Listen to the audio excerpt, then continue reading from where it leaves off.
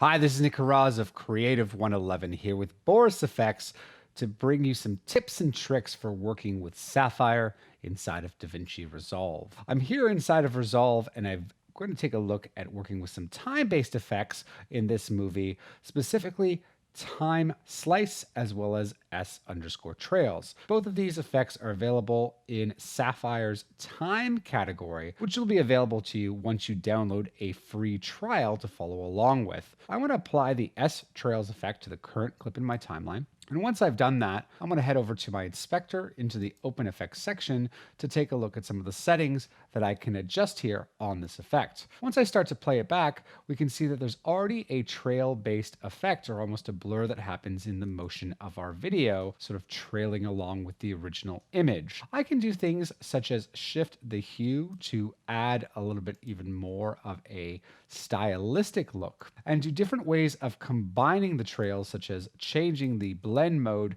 to screen to add some more interesting, or potentially a more interesting look that suits the video at hand. Follow this by adjusting things like preview brightness, and you'll have a specific time-based effect curtailed to your video's needs. Now, notice that there are some other controls here that you can play along with in your own time. I'm going to remove this effect and take a look at one more time-based effect, and that happens to be time slice. I'm going to just drag this to the clip.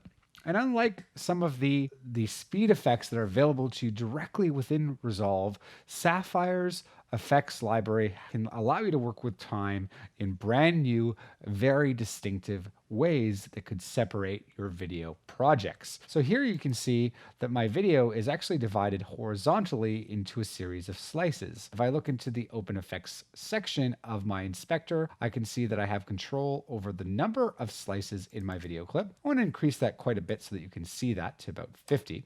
I'm also going to increase the frame offset so that each slice is basically offset by a series of 10 frames. And you can see here that we have a much more intricate effect.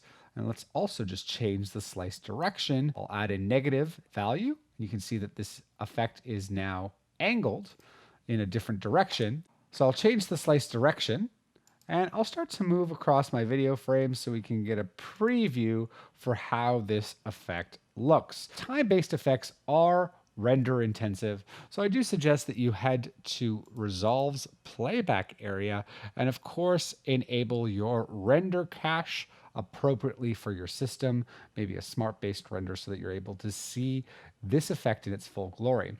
And you can actually try these for yourself by clicking on the link above to download a free trial of Sapphire. Also follow Boris Effects on YouTube, Facebook, and Twitter to stay up to date with the latest information and training materials on Continuum, Sapphire, Mocha Pro, and all the Boris Effects products. I'm Nick Haraz. Thanks for watching.